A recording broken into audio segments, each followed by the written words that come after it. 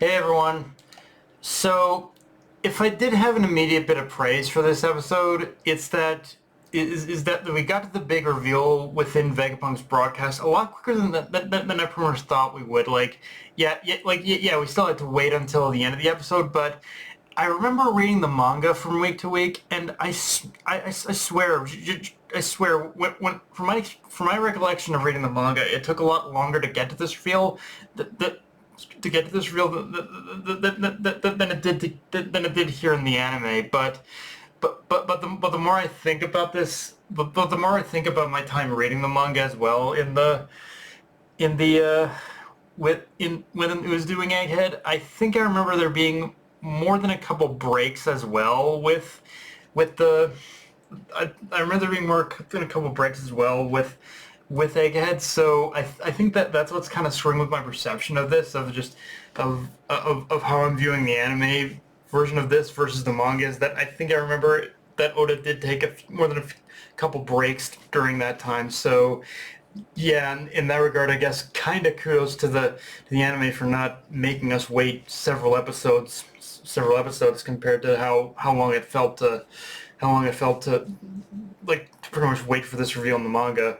Now, as far as the context of this revelation that the world will sink into the sea, I'm going to wait until next episode to talk about it more, but I will say the fact that the elders were so hell-bent on preventing just this singular revelation from getting out, it does speak volumes that even without a full explanation yet, there's already some truth. You can already kind of feel there's some truth to it, just based on on the elders' reactions alone, and that whatever happened to bring about this phenomenon, you can bet it's the elders' own ignorance, their own hubris that helped to bring about this. Like their pretty much own reliance in pretty much how they've used Vegapunk's knowledge is to pretty much blame for all of this. After seeing the kind of power the Mother Flame has, I'd be willing to bet that at least in part is what's brought the world into this situation. Is their own paranoia and and their own their own desire to, in order to grasp onto any straws of power they have. That's and make sure the world understands their place in it. That they are the ones at the top. Like, I think them grasping so hard onto that power, yeah, it's what's finally brought about this situation. And in saying that, in saying that, yeah, I got absolute joy at how much this entire episode was basically the elders agonizing at their own failure to kind of stop Vegapunk, just seeing their desperation keep building all the way up until that final moment where Vegapunk reveals the juicy bit about the world sinking. Like, it was just such a cathartic moment to see them, in order to see them take that plunge into the emotional spiral of and eventually yelling out Vegapunk's name in pure spite. Like these pretty much these it goes without saying, but the elders have, up to this point, the elders have done so much in order to keep in order to keep keep their power, in order to keep a grasp on their own power, that they've never had to face the consequences for their actions. They've always managed to have things go their way so many times before, that for the first time ever in this singular moment,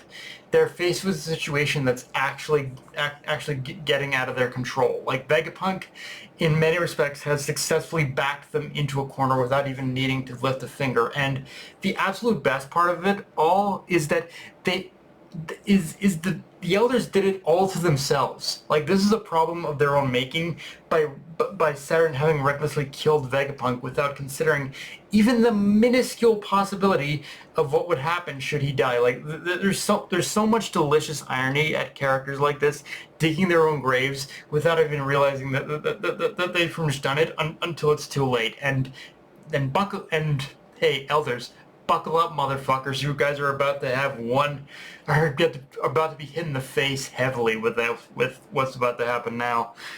Now, if I did have one point of criticism to bring up with this episode, is that this is not one of Toei's best from an animation standpoint. There were a lot of times during this episode where, especially during the Egghead portions, where it felt like I was watching animation frames on repeat. Like there's so many times where it's like, yeah, it's either just an animation frame that's being repeated, or just like the same animation frame but with a different camera angle on it. Like, yeah, it's one of those things that immediately kind of stuck out to me, that this wasn't one of their best animated episodes.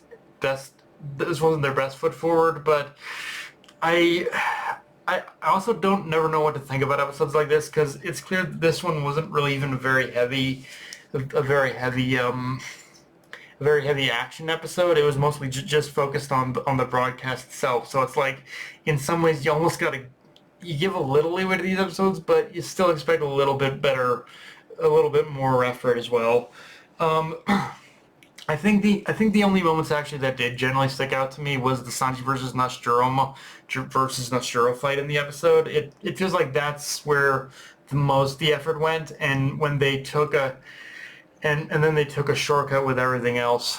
Um, with that said, yeah, this episode is very focused on catching up with old faces and touching base with so many people and places that we've seen throughout the journey. And I'll be honest, the most intriguing one to me, and had me saying, "What secrets are you hiding?" was the old man from Baltimore. I know Baltimore itself is Vegapunk's hometown, so it's not impossible. So it's not a surprise that they got to focus in this episode, and it's definitely not impossible to think everyone knows of Vegapunk, or knows of him, at least. But from the moment I met this one old man, I couldn't help but think that the connection, but about the connect that there's some kind of connection there, than just being a passing acquaintance. Like, I think this guy might be another colleague of Vegapunk's, and granted, I might be overthinking it, but even back when we first introduced this character, he seemed to have a remarkable knowledge about the Good Doctor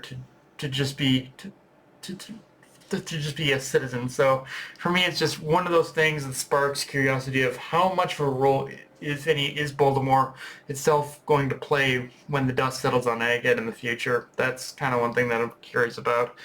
Um, This episode also has one of my favorite confrontations, and the episode was just Saturn coming face to face with the Straw Hats in with the Straw Hats in Nami's group. And honestly, this is the fight I remember liking the most, simply for the fact that it not only is kind of a David versus Goliath scenario, but also how you have a good mix of the Straw Hats fighting him, and just by having so many varied group of Straw Hats, it made for an interesting dynamic within the fight itself, especially with having both Brooke and Robin there. Of course, although I think I also remember, I don't know if Robin has anything to do in this fight, has any role to play in this fight. I think she does, but I'd have to go back and read the manga to be sure. But I think she does have a little bit of strength of role to play in this fight as well. I forget though. Of course, even more than that, I also really like how Saturn takes a shot at Akainu, saying he's too lax for failing to kill Robin, and I do find that a little funny, considering this is the Akainu that Saturn is talking about is the same Akainu who doggedly pursued Luffy throughout the entire back half of the Permanent War arc. Like, I don't get me wrong, I have many ways to describe Akainu, but lax is not one of them. But so just Saturn calling him lax, that is just hilarious to me. But even beyond that, I like how this is like the first real kind of test of Straws going up against a threat this powerful, just to understand for as strong as they become, there's still kind of a higher peak out there. And it's something they're eventually going to have to deal with, whether they like it or not. But yeah, guys, that's pretty much all I got for this review. If you enjoyed the video, like, comment, subscribe from Blue Sky, Analyst Crunchyroll. Be sure to notification bell, hit the subscribe button, and just stick around, guys. Dark Knight, everyone, signing off. Later, everyone.